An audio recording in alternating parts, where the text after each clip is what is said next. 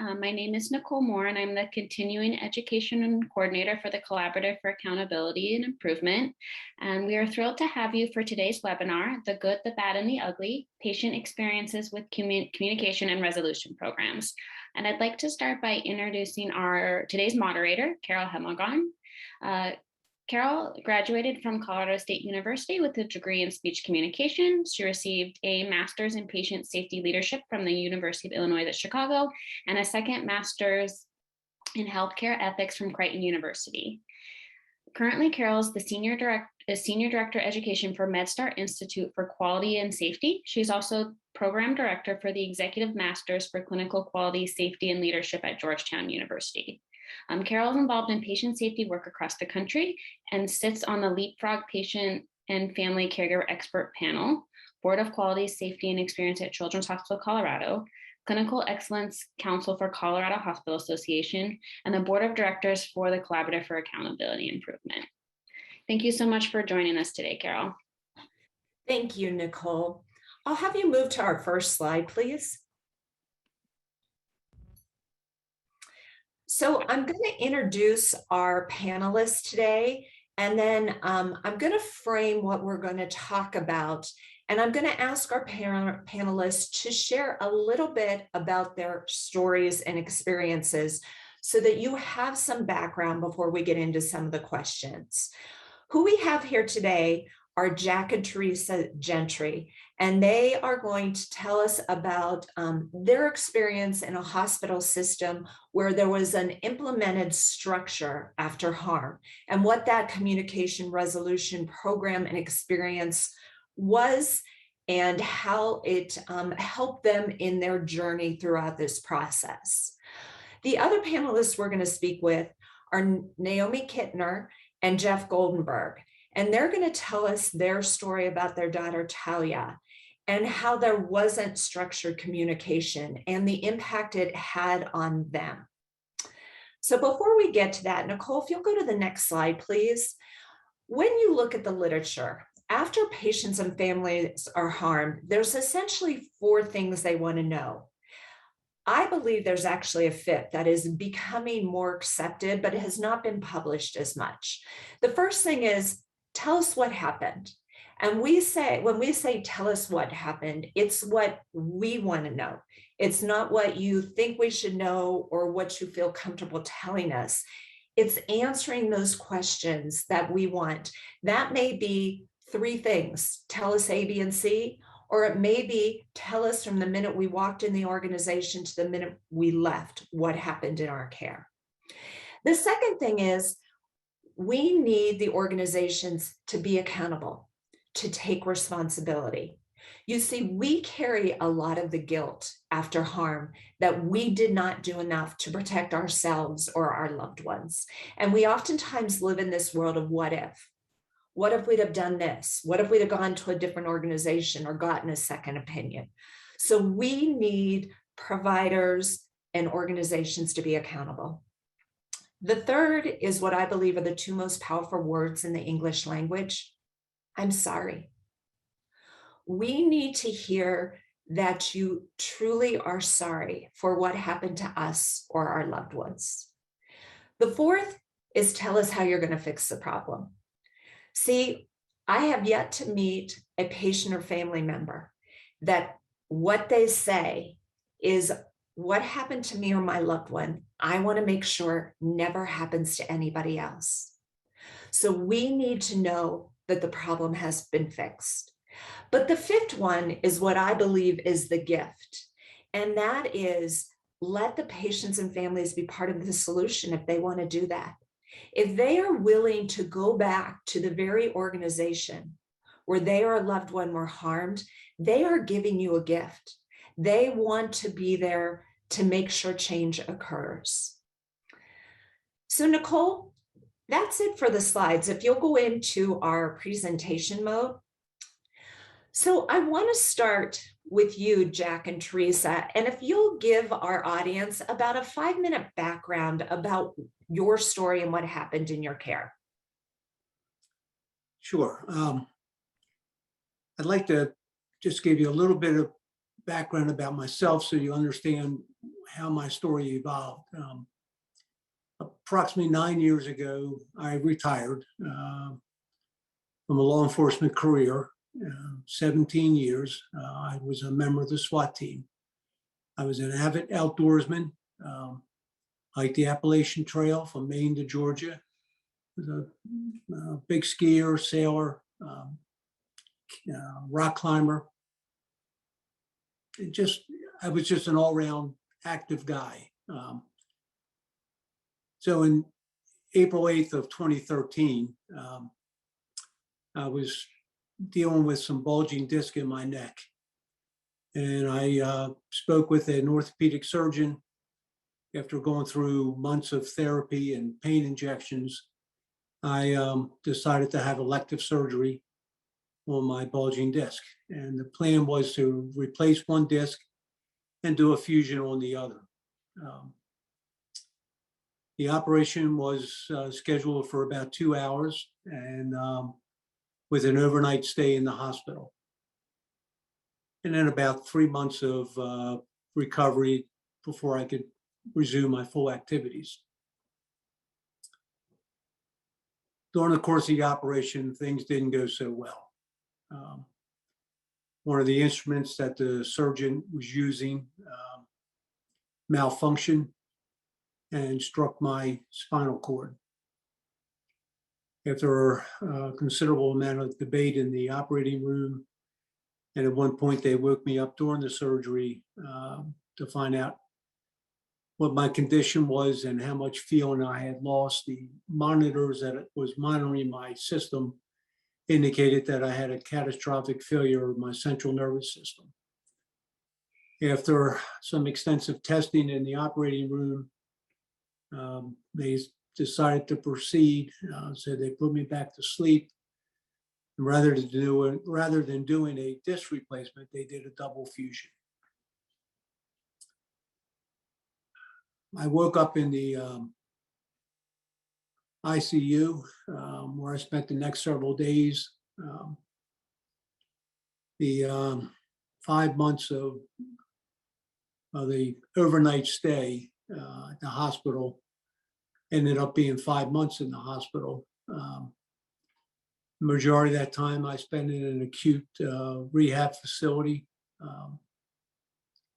where I recovered and as much as I could, and eventually came home. Over the last 9 years, I've had multiple stays and returns to the hospital, more surgery. I was back in the hospital for more acute rehab, and I now am in a power wheelchair. I'm a quadriplegic as a result of the adverse event in 2013. I continue with outpatient therapy and home therapy.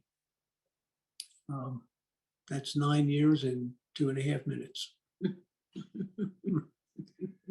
And I'll let Teresa, whatever she likes to add to that. So as Carole alluded to in the beginning, there is a great deal of guilt that you harbor if no one else takes responsibility. So in our case, the facility did talk to us immediately. Dr. Tortolani called me as soon as this happened in the OR and let me know what was going on. And he asked partly for my, I guess, blessing on what direction I wanted him to take after this had happened. So it's a lot to take in when it happens. You're going through a lot, but he gave me a couple of different plans of action, and we decided on one in case Jack still would have pain in the future, which is the one symptom that he does still have, even though he has no feeling from the shoulders down. He pain, because it's that natural survival level, is one thing that's left. But we were contacted immediately. I was told what went on, but if someone doesn't take that responsibility, there is an awful lot of guilt that goes on saying, why didn't I ask more questions? Why didn't I? Why didn't I? Why didn't I? And for me, that's very, very inhumane and unfair to do to people when they've already been through one of the most horrible events of their life, no matter what it was.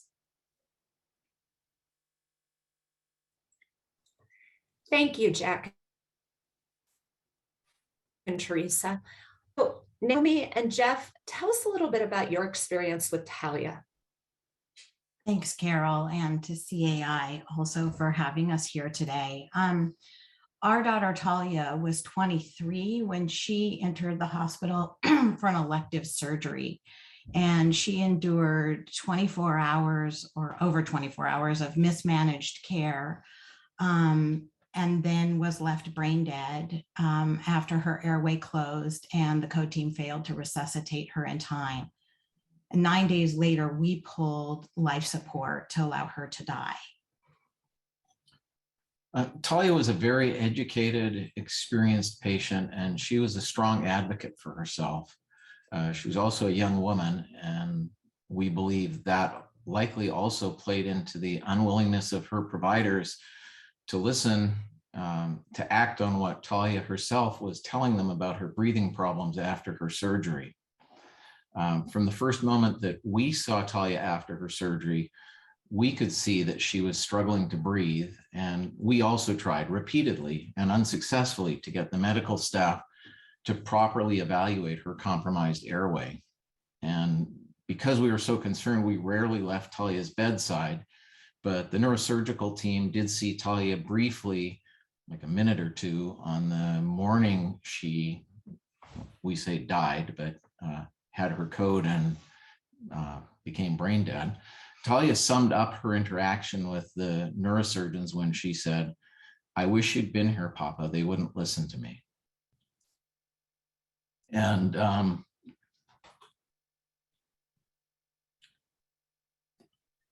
they didn't listen to me either. And I don't know if it's because they looked at us as overly reactive parents with an overly reactive patient, but they knew I was a physician, and I made really clear what my concerns were. And it's impossible for me to understand to this day why, no matter what we said or did, the multiple surgeons, ICU doctors, nurse practitioner, nurse, respiratory therapist, speech pathologist, every one of them failed to respond appropriately.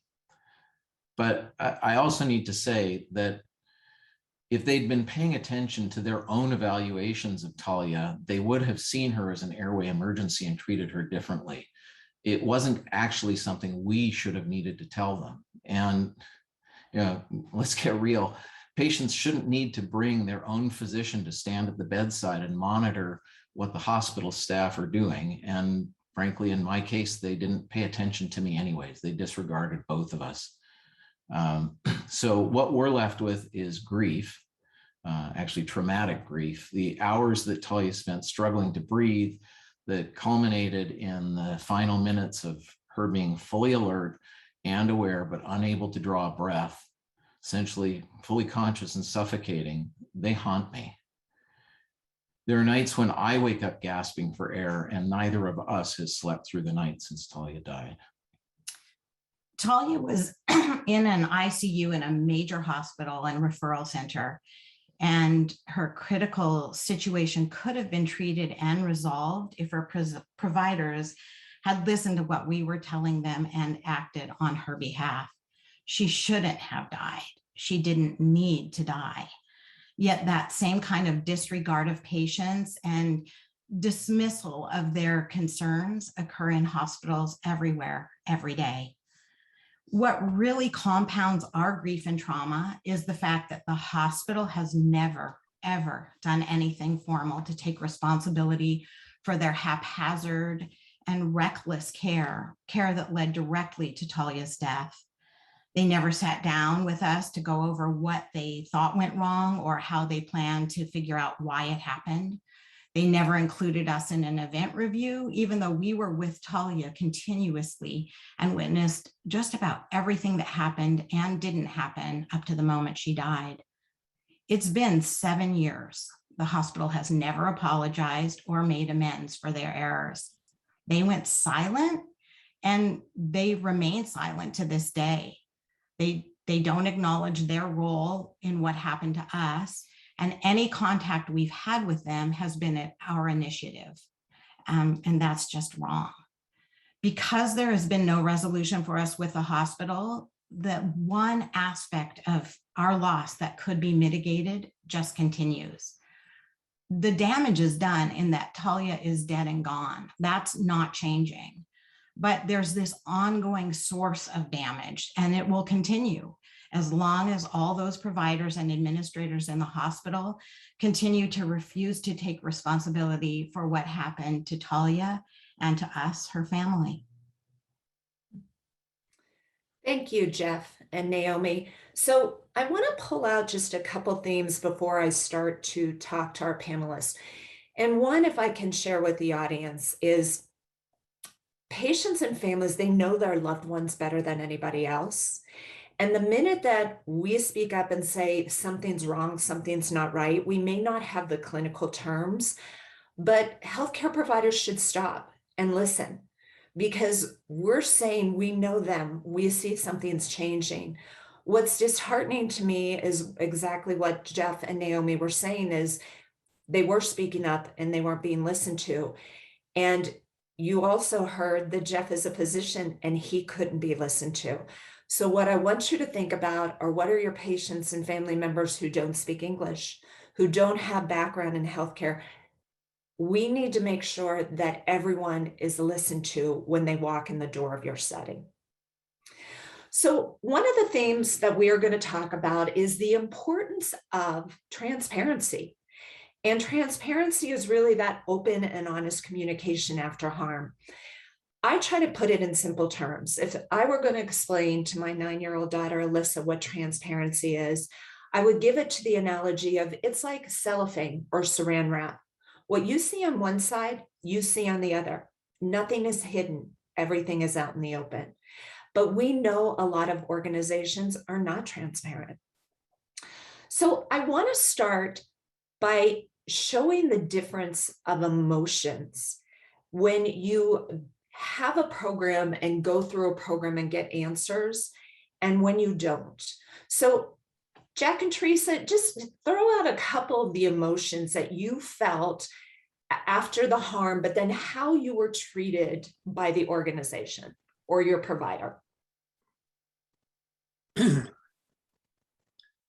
Well, when I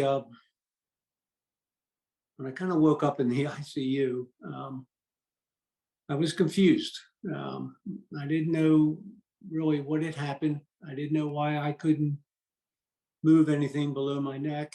I was scared for a lot of reasons. I was scared I was going to die. I was scared because I didn't know what had happened.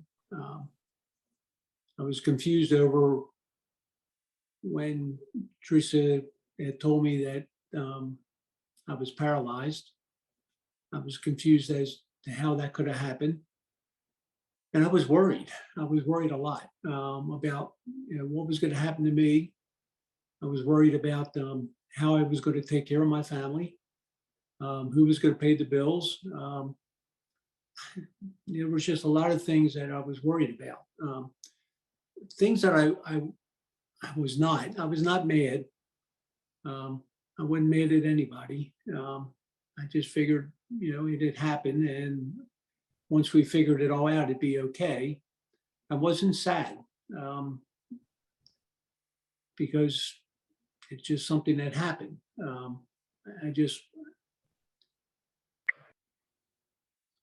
The big thing for me was that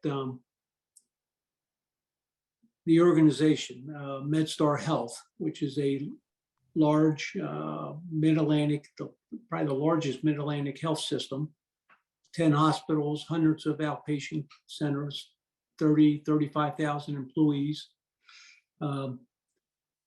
They came to me immediately and said, "We're sorry. We just can't believe this happened, but we want to do whatever we can do to support you in any way we can." And they did. within hours of the event, Dr. Torlani came in and sat down with Teresa and I and went over basically what happened and why it happened, and that even though it was an instrument malfunction, it happened in his operating room under his watch, and therefore he was taking full and complete responsibility for everything that happened, and that he had talked to the administration at the corporate level and explained to them what had happened, and that he was accepting responsibility. And they conveyed to him, who then conveyed to me, that anything I needed would be taken care of. And that was the same day that I woke up in the ICU. So it wasn't days later, 1 month later, it was within 24 hours.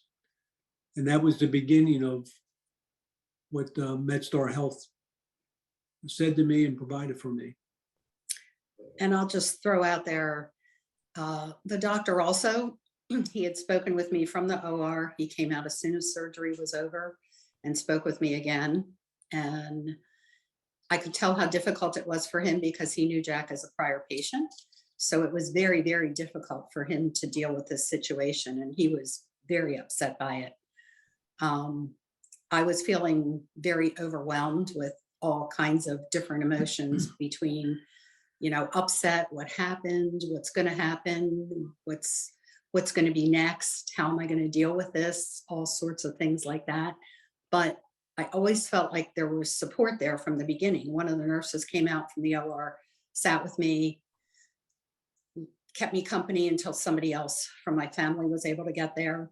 So I feel like the hospital was behind us, under us, around us, really trying to take the responsibility, trying to talk with us and figure out what happened, to the point where Dr. Torlani, if I couldn't make it in as early as he did rounds in the morning, he would call me at home, give me updates. He called me when he found out what happened with the equipment. He called. So it was just this constant being in touch and this constant communication. And honestly, from the beginning, it was very transparent. It was very open and made me feel comfortable in the setting we were in, and that I was really a part of Jack's care. They used to joke and say, well, Teresa's really running the show here. I am a nurse. And I had my spiral notebook because I had no idea about spinal cord injuries, et cetera. So I sat there every day taking notes, asking questions. They might be talking among themselves saying, when did this happen? I would look back at my book and say, well, it happened on this day at this, different things. So there was a level of comfort that it gave us, that we were being well cared for, that we were being given the information we needed, and that was going to continue until we said Jack was better enough, that we didn't need things anymore. Thank you. So Jeff and Naomi, I'm going to ask you the same thing. I want you to talk a little bit about the emotion side, but then also the accountability. But before you jump in there, I want to give people the definition of accountability. When you look it up, accountability is when an individual, department, or organization accepts responsibility for the consequences of their actions or the performance or the events that happened.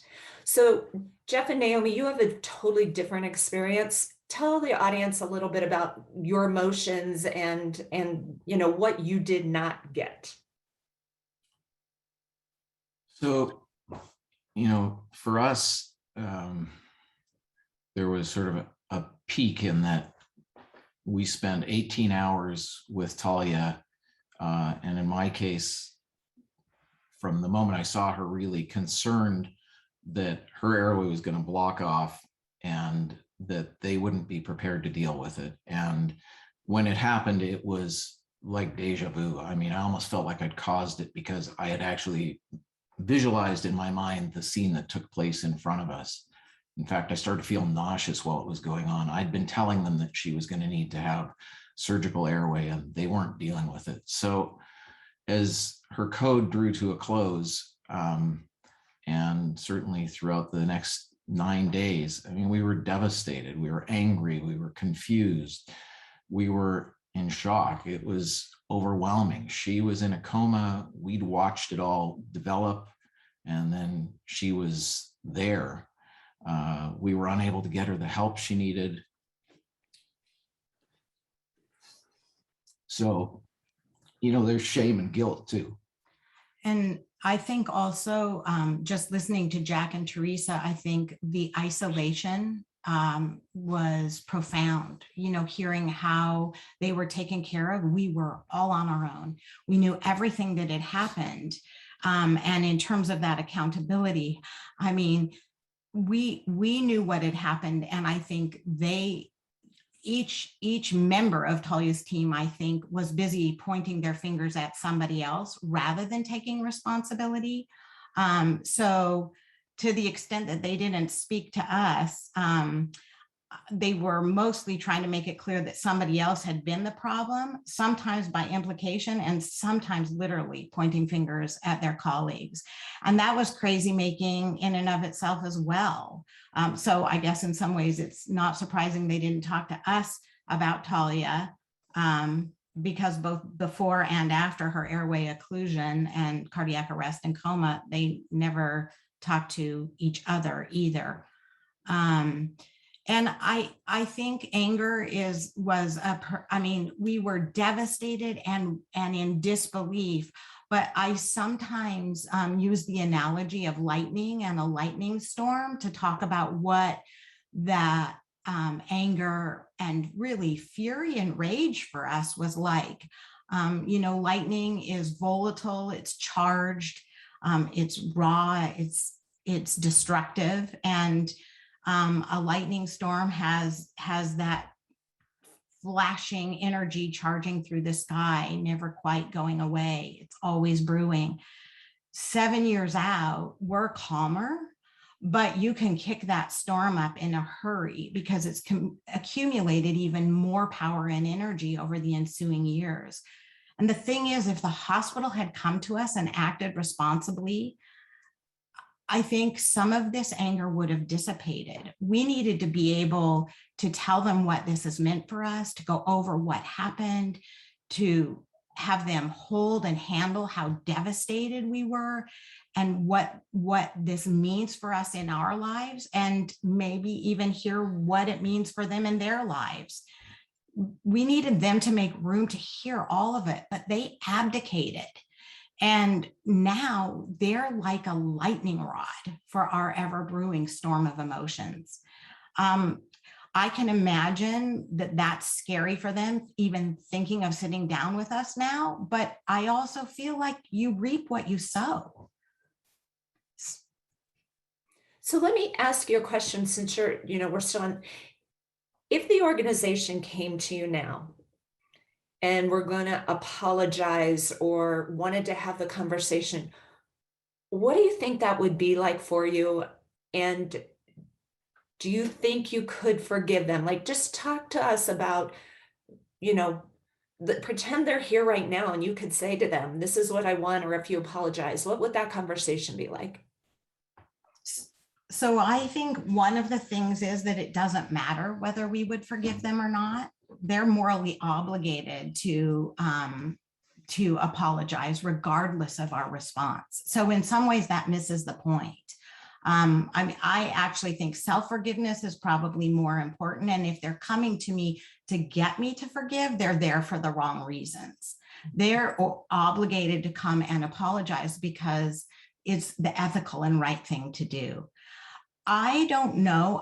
Jeff and I talk about this a fair amount because it's been so long and they haven't, and there's this accumulation of feelings. It's hard to know what would happen if they did do right by us.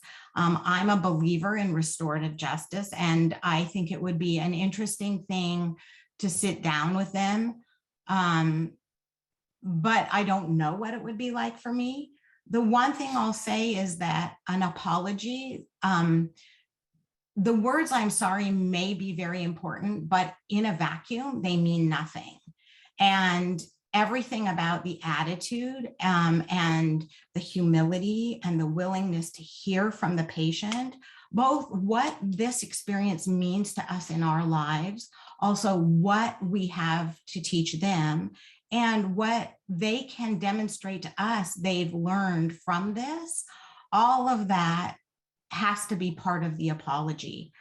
And I think for me, one of the most important things is that sometimes I think sometimes providers are afraid to show how devastated they might be. Like Joe Shapiro has worked with thousands of physicians and likes to remind us how devastating this is for the providers. And I believe that to be true. But if they don't share that with me, I can't know it. And the reason it matters is that it gives Talia's life value.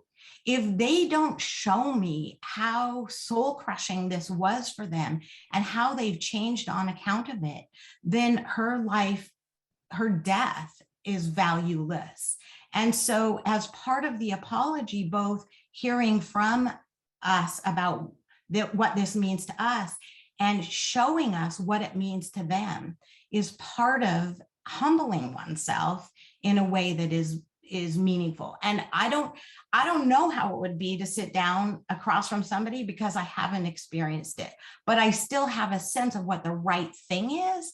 And I do just want to reiterate, I may not be able to give them what they're after, but it is about me. And regardless, I'm owed that. I'm deserving of it. So I don't know if you. Well, I'm much more cynical than you, but the one thing that strikes me in all of this, there's this irony that the only taking care of somebody else that happened after this was us taking care of them, frankly, because during those 9 days, we had to be this model family. We were calm, we were rational, we were nice people, because we were still wanting Talia to get the best possible care that she could. And so in effect, we actually took care of them for 9 days. And I think that's certainly more than we've ever received from them. And so there's a lot to overcome there. Thank you. Jack and Teresa, give the other side of like who apologized to you. What were those conversations like and the impact that had on you? Sometimes, what happened with me, I wasn't lucky. But I was lucky in that if it's going to happen, it happened in a hospital and in a health system that really believed and practiced what I now know to be CRPs. I didn't have a clue anything about that, how they treated Teresa and I and my family. I just thought that was the norm. I thought every doctor, every hospital did that. It wasn't until years later when I got involved with being a patient advocate that I found that it really isn't the norm. That hospitals and doctors don't always communicate and treat patients and families in the proper way. When I look at the title CRP and communications, there's two types of communications. You can talk to someone and not hear a thing they're saying, and they cannot hear a thing you're saying. Or in my case, they communicated in a very open, honest, and transparent way. As I said earlier, from day one, Dr. Tortolani sat down, told us what had happened. 2 days later, he came back. He saw me every day. 2 days later, he invited my 3 adult children and Teresa and I, and I'm in the hospital bed. He came in, sat down in the chair, and spent hours with us, answering all our questions, for which we had many, and providing us with all the medical facts of what happened. And by the end of the conversation with him that day, I think I felt worse for him than I did for myself, because he was so torn and so emotional and so upset by what happened. And I felt bad for him. I want to say, let it go, Doc. It's okay. I'll be fine. But Dr. Torlani was just a phenomenal communicator and is today. I mean, 9 years later, we're still good friends. We still see each other both professionally and non-professionally. He's just an all-around great guy, but it wasn't just him. The president of the hospital came to visit me several times throughout those 5 months to tell me that whatever we needed, whatever we wanted, they were still there. Larry Smith, the senior vice president of risk management, he came to my home when I came home from the hospital. He came out for a visit here at my house and sat down and talked to us, and once again reiterated that they were there for us in any way, both emotionally, financially, anything we needed. He said, we'll get to settling up with you guys at a later time and date. Whenever you're ready, you tell me, and we can sit down and work out some type of financial agreement. But in the meantime, you have wants, you have needs. And he says, so just here's a blank check, write whatever you need. Just was, now I know well above and beyond what normally occurs. I remember Larry saying to me constantly, several times, we were going over the event, he kept on referring to it as an adverse event. And I finally said, Larry, stop.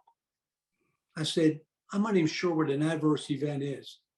But if you're talking about what happened to me was a life-changing, catastrophic event. And he told me years later that after that moment, he changed his verbiage when he's dealing with families and patients. He no longer ever uses the term adverse event. He calls it what it is. But just once again, I have a great relationship with him 9 years later. We talk all the time. I was lucky that I was in that particular hospital. I don't know if Teresa has anything to add or. So I agree with Jack on that. And Jack, they were very welcoming, kind of open arms from the beginning, saying, we want to help you, please accept our help. This is what we want to do, whatever you need. For me, I was the skeptic in the group. So I was always sitting back going, why are they doing this? What's going on? This is hard to believe. And I just sat there every day watching. And I knew Jack's relationship continued with Dr. Tortolani visiting in the facility. I knew that was a lifeline for him, but that was difficult for me. So I would, able to say hello, and then I can bow out for a little while, but I knew they needed each other to heal. But the thing about MedStar was it was the persistency and the consistency. It took me 2 years to really say, yep, this is a family, this is open arms. They're serious about this, they mean this. Because Larry would call the house and I would answer and I'd be like covering the phone going, Jack, it's Larry again. Jack would go, well, I'll talk to him, it's all right. So I just watched all these things from the background sort of going on and found that every single person that we came in contact with meant it and also looked out for the family. And on our day of discharge, the president of the hospital gave me an envelope with a card in it and said, when you need this, you use it. It was a life care planner who, once I got home, if I had any problems or any issues, I was to call this person and they would fix everything, which is what they did. If we needed a different bed, or if we needed money for medications, or if we needed, how do we get to the doctor, transportation or whatever. I just called this number and amazingly, I needed it the day after we got home. So that was something that was really, again, a very instrumental part of helping to meet our needs. And I felt like that is what they did, is they met the needs that we had. So I want to, before we go back to Jeff and Naomi, sort of show you then really what a good looking communication and resolution program is. And that is the experience that Jack and Teresa have had. They've hit on those key things that they were told what happened. They were given an apology. If they wanted to be part of the learning, which they are, they're out there speaking. Jack and Teresa are a gift to MedStar because they've come back and done a lot of work with them. One of the things that they kept talking about, though, was that constant communication. Oftentimes, patients and families feel abandoned after these events. And that's what I want to go back to you and you, Jeff and Naomi, is that abandonment and the lack of leadership that you all experienced from the top the whole way down. So if you'll talk a little bit about that. Well, I mean, Naomi and I are both shaking our heads listening to Jack and Teresa's story because of the immense contrast. You know, I can start at the top. Weeks after we came home, weeks after Talia was dead, the administration was actually not aware that she had died in their hospital. They didn't know who she was. And to me, you know, that seemed pretty typical of our interactions with them. And it was only a couple of years later that I realized that that actually wasn't the way it worked everywhere, that there are institutions where the administration knows Sunday morning if somebody fell out of bed and injured themselves Saturday night, but that was not the case here. And, you know, the death was not even reported as an adverse outcome. There was no review. So, you know, there was a whole culture of non-disclosure in the hospital. And, you know, what's resulted from that lack of transparency and lack of accountability is not just, you know, the immediate effects for obviously Talia while she was in the hospital, us after leaving, but, you know, we have a big family for whom Talia was a very important person, for siblings in the family, for aunts, uncles, cousins, grandparents. And, you know, for her dying suddenly at age 23, that would have been a shock to everyone. But the way this happened and within the medical system, every one of those people, us included, still needs to go see a doctor. We still need to be patients at some point. And it's completely eroded the relationship that any of us have with the medical system. And it's difficult to get care and trust in it. And, you know, Talia's older sister actually is due to have a baby in just over a month.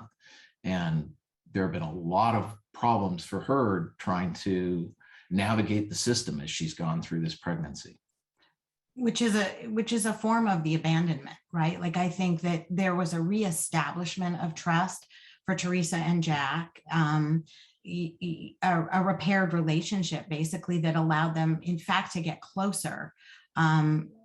None of them would want what happened to Jack to happen, but that relationship is intact. And the abandonment, I think, is significant, but then it morphs into all kinds of other things that, which I think Jeff's point is that the harm is ongoing. And the example of our interaction with the medical system as a whole and our lack of trust in it is just one example in that way. So I want to take the opportunity now to open it up to the different people on this webinar. Rarely will you get an opportunity to ask harm patients and families those questions that you can't ask, you know, perhaps people in your own organization.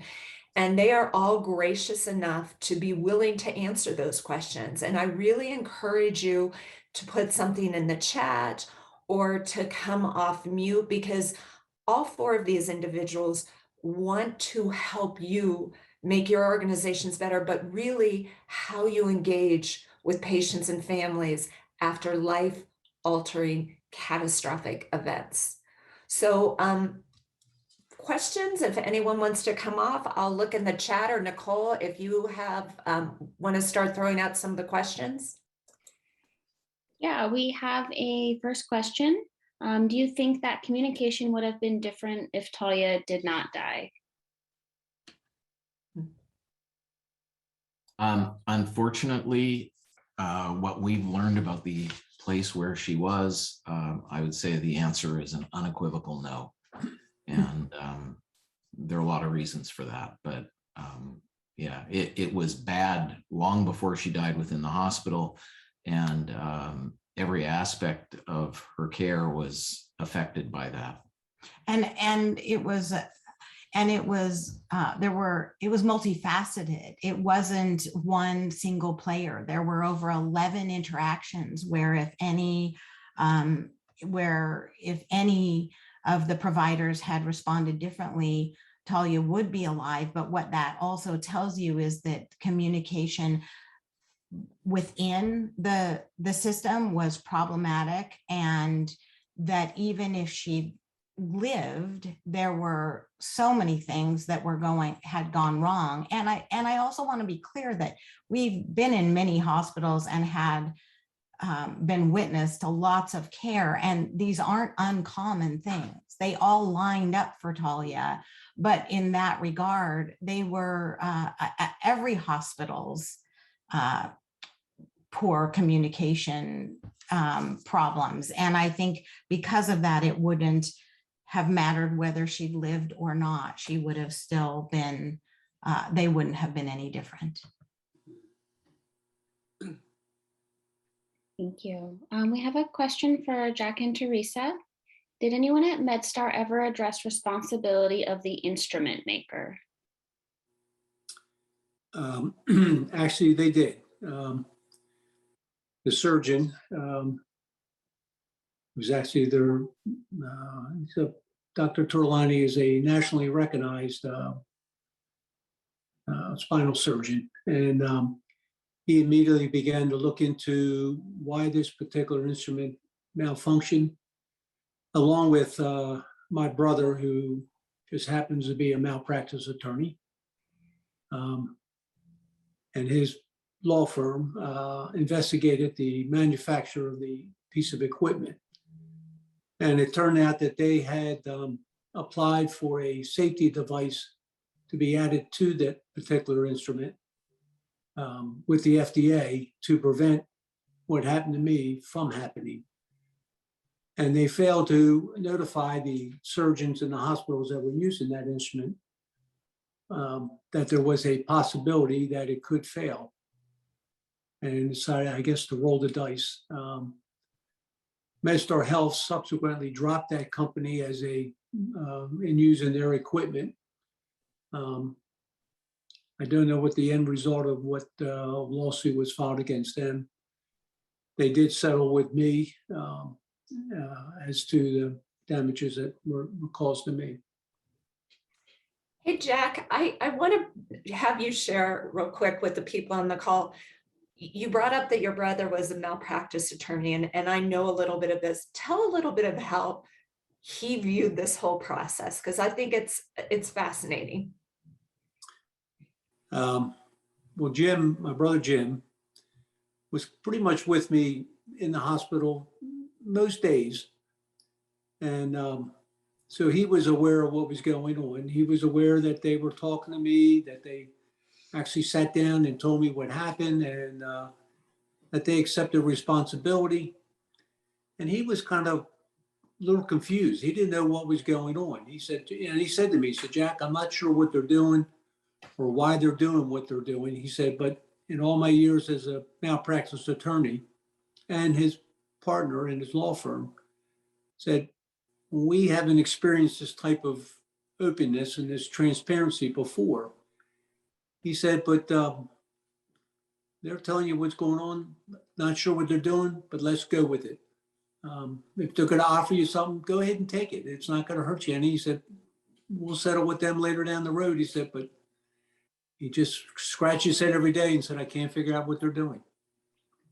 And it turns out we knew what they were doing. Now, looking back on it, they were being open and honest and transparent and accepting full responsibility for what happened. And as a malpractice attorney, he said, I'm just not used to this. And that is one of the things that we are trying to work more with the malpractice attorneys as well as with the defense to say, you know what, it doesn't do anybody good to have to go to trial and litigate. Usually no one walks away happier.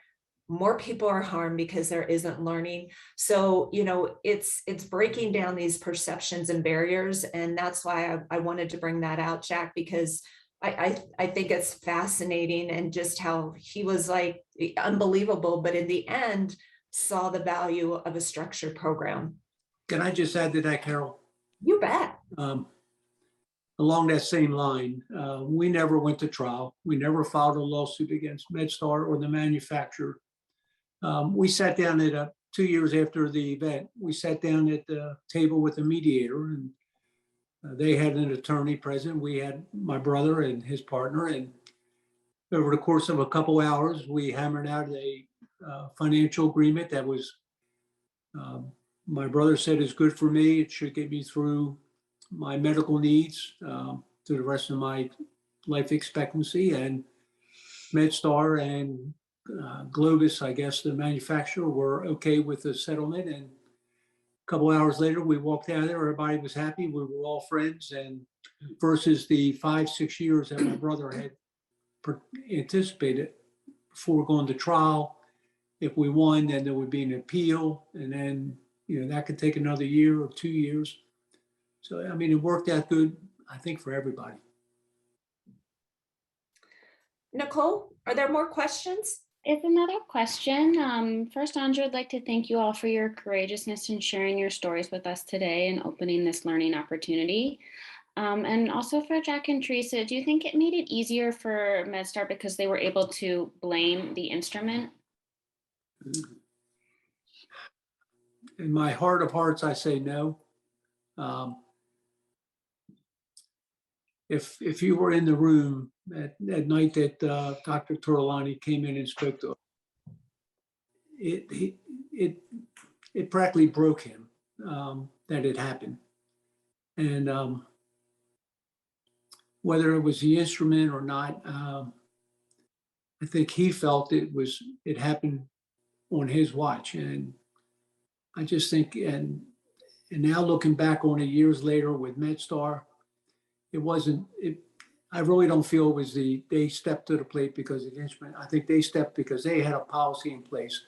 I've spoken with the CEO of MedStar years ago and more recently that this is their policy. When he came to MedStar and when Larry Smith came a year or two before my incident, they came with the philosophy that they wanted to do the right thing. When preventable patient harm occurred or unintended death occurred, that they had in place a policy of doing the right thing. And that policy is still in effect today, and they still practice that. See, we have a couple more questions that have come up. The first, I'm going to talk with a husband about a catastrophic event with his wife. I don't know how much responsibility the organization will take for this event. What's the most important thing I should say to the husband to let him know I'm so sorry for what happened to her? And I think both of our speakers today can answer this question. Naomi and Jeff, do you want to start first? I think that the thing that we say repeatedly is that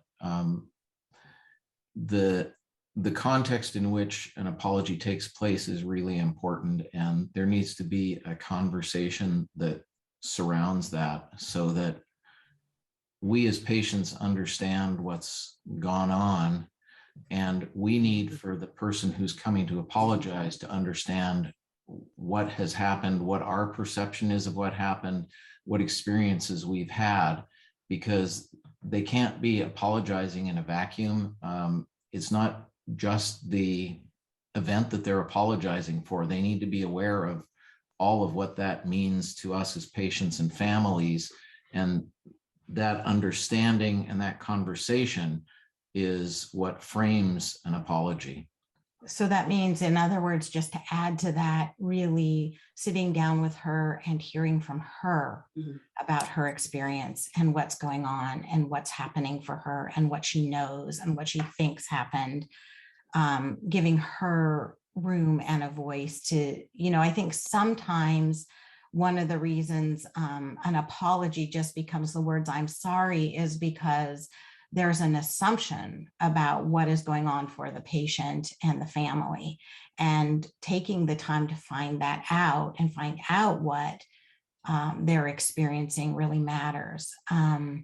And without that, if somebody just says, I'm sorry, it leaves me again in that position of taking care of them because, I'll feel humanity and, no, it's okay. Well, it's actually not okay. And it leaves me really bitter if I've ended up taking care of you. But if we develop a relationship and the apology isn't one and done, but part of an ongoing conversation, that's a different experience for all of us.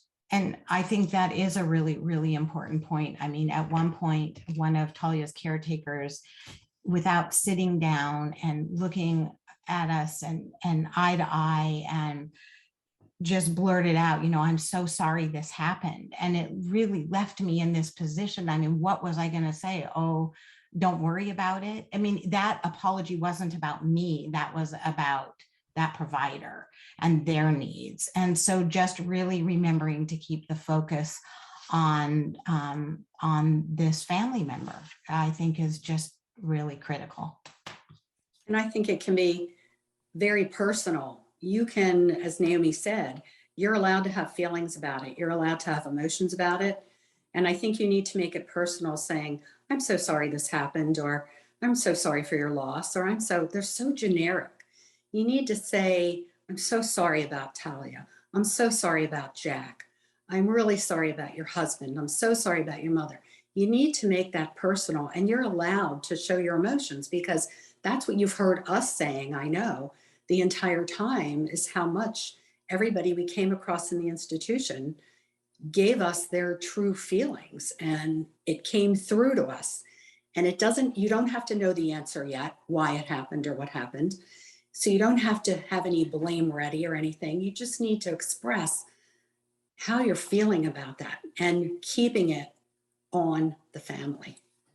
And one last point, hearing Teresa say all of that, I think also sometimes the discomfort, sitting with uncomfortable emotions is really hard, and the intensity, but being ready to do that. You don't have to fill the space with words, and silence is okay too, or silent spaces. I think is really important to just show that you are showing up and present for that person, as opposed to talking at them. So we're winding down, and I know there may be some questions we haven't gotten to, but I can tell you our panel would be happy to answer them via email, or perhaps one-on-one conversations if it's really some insight and advice that you would like. I want to close with 3 things that I think are very important for you all to start to think about in your organizations. First is words matter.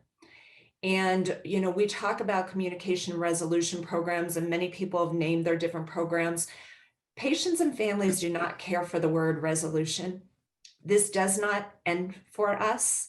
It goes on for the rest of our lives. There's been talk about calling it reconciliation, but there's more of a movement, and Naomi actually brought it up, restorative justice. And there's work going on outside of the country, outside of the US, over in New Zealand with Joe Whaling and others, that it's really about restorative justice is what we're looking for. So that's one thing to think about. The second thing is there is becoming more of a push to have programs that support patients and families after medical harm. No organization, to my knowledge, has an equal program like a Care for the Caregiver program like we do for providers. And yet patients and families are harmed very badly. And what we are realizing is the downstream consequences to our children and to our marriages and many other things. So you're going to see more and more coming up about this, because we need to be taken care of just like you take care of your healthcare providers. And the final thing I will leave you with as you go through these communications and conversations, the story doesn't end. The conversation doesn't end until the patient or family says it ends. So in other words, it may be weeks, months, and even years that you continue to talk to patients and families, but they have to find a place in their head and their heart to put this. And they may have questions for a long time, but the conversation ends when they no longer need to come back and ask the questions. I want to thank Naomi, Jeff, Jack, and Teresa for being here today, for being so honest. I know this isn't easy, and I really, really appreciate what you did to help the audience learn today. And thank all of you who joined this webinar. Again, we're happy to answer. Are there any other questions you may have at the close of this? Nicole, I'll turn it to you. Thank you so much. And thank you everyone for joining us today. This will be recorded and up on our YouTube channel probably next week if you'd like to share it with any of your colleagues or anyone in your network. And we hope you'll join us for our next webinar in November. And it's going to be more about how to do the ongoing communications with patients and families. So thank you so much. And we'll stay on a few minutes after in case anyone wants to follow up with some questions.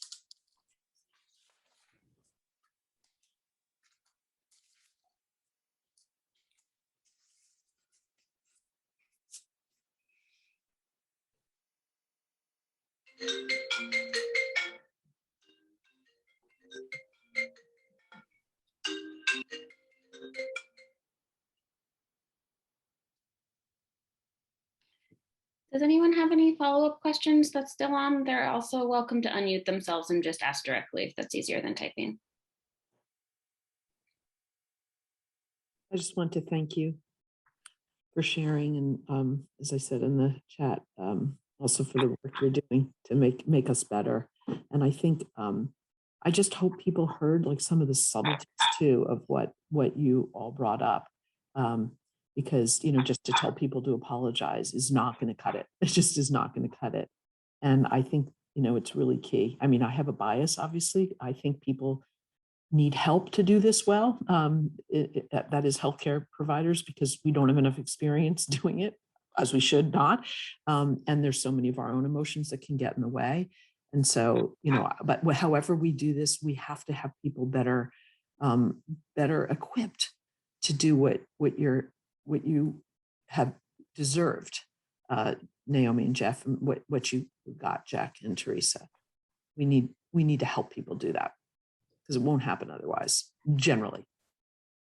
Well, and Joe, you bring up a good point. I think that it's actually in the subtleties and in the nuances where all of this takes place. And so I think we really it's hard in a very short webinar to dig in, but that is also what's really so critical. It's like walking into a room where you think, where a family member has died, and it's not the actual death that's the issue, but a conversation they overheard that is just nagging at them and can carry them all the way to a lawsuit because that was missed. And so we need to work on the subtleties of how we communicate and interact and what the experiences are like for patients and families. And that's hard to get at and hard to find the time in the room because, it's in depth. Yeah. And that's why I think general awareness is absolutely key. Sort of, give people the basics, and the real basics are focus on the needs of the patient and family. And to do that, you have to really listen. So all else follows. But I think that each individual situation is so different, that's why I do think that just-in-time coaching will also be necessary, because it's so complicated. Because you're dealing with so many unknowns. Mainly you're dealing with patients and families who have, as you said, very, very different needs, maybe from what you think they would have. And you might have emotions that really might get in the way. And so I think it's going to have to be both. But this, hearing from you all, this is really, I really honestly wish every healthcare provider were required to listen to that. I do. And I think they should be. And If I ruled the world, they would be.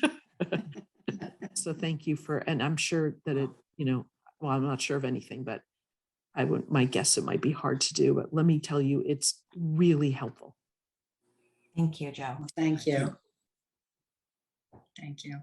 Hi, this is Claudia. I had a quick question for Jack and Teresa. I know there was not much communication with Jeff and Naomi and Talias' case, but does it make a difference, the communication that you're having ongoing, if the person is kind of involved with your care in the event? The reason I asked is I participated in one, and it was a baby, a mother, and so I kind of was with the mother when the baby expired. After the fact, I continued to follow, and unfortunately, she associated me with the event, and so every time that maybe I tried to talk to her, it was like this PTSD that was coming back. So I'm wondering if, because that's something I think to consider. I learned that lesson that I approached her, I felt like I was having her relieve her experience. So I'm having a hard time hearing what you were saying. Could you just rephrase your question again, please? I'm so sorry. Sorry. So then I heard that, when you have the communication with maybe the provider or somebody who was involved in the care that you received or that your loved one receives, and then having those conversations with them after, does it bring back the stress of the event? And would you prefer to have a conversation with somebody that maybe was not engaged, because then they don't remind you of that? No, for us, it didn't. I preferred to have the communication with the provider and the people that provided the care, or people that were closely involved with that. And possibly because our experience was a positive experience in the point of communication, because I have heard from other people that they would not like to be involved with those people or hear from those people. So the fact that we had a positive outcome in that manner of the CRP, for me, it was much better hearing from that person, because I had 1,000 questions, and, I can't be in the operating room. I had, many questions. So to the point where they spoke with us individually, we also had family meetings. We had big family meetings later on, including PT, OT, et cetera. So all the way through, for me, and I believe for Jack also, that was very positive for us to have that provider communication. For me, the other good part was I developed a really close relationship with the surgeon and some of the other medical staff. And over the years, I've had additional problems. I've been back in and out of the hospital a number of times, as recently as this past year. And it's kind of nice to have, even though I've had situations where it did not involve anything to do with what happened in surgery, but it's nice to have somebody that I can talk to about other medical problems. Some of them related directly, some of them indirectly to my original surgery. So I've kept that door open, and they've kept it open, and have encouraged me at any time to call them and talk to them, and vice versa, they call me and we talk. So it's been a great relationship. Claudia, one of the things that I try to coach organizations as we talk about this is just ask. Ask this mom and say, is it too painful for me to be the one that's communicating with you? Because if it is, I don't want to cause you more pain. Mm-hmm. And then they can say, yes, I'd rather talk to someone else. We're so afraid to just ask patients and families what they need, or if this is what they want. They will tell you. So my suggestion to you would be just ask.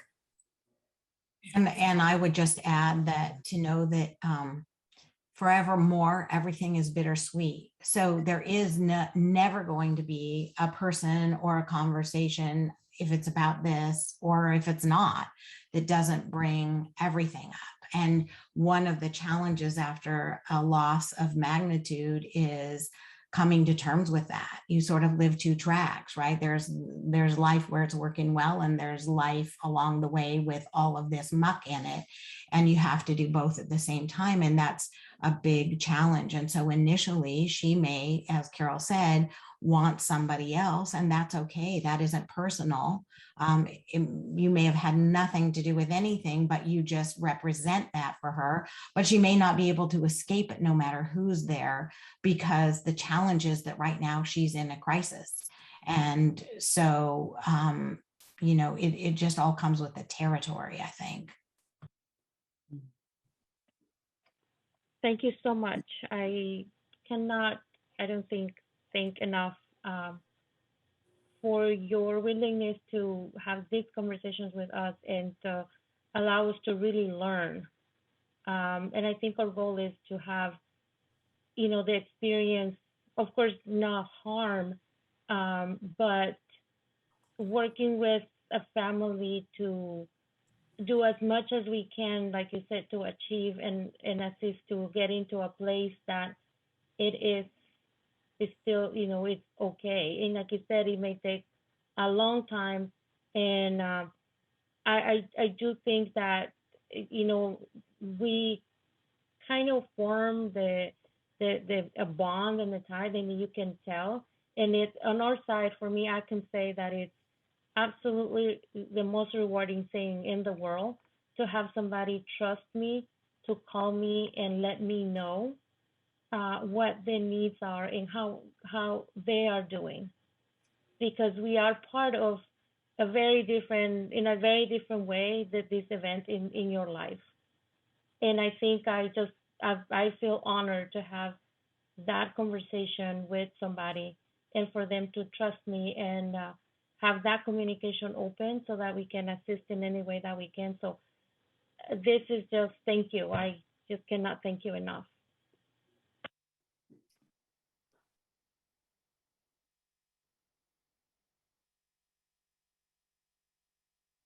Are there any final questions for anyone still on before I close the Zoom session for the day?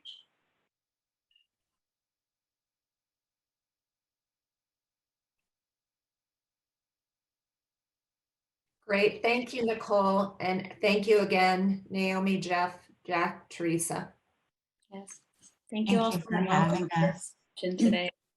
Thank Thank you. Take care. Have a good afternoon, everyone. Bye-bye. All right, thanks. Bye.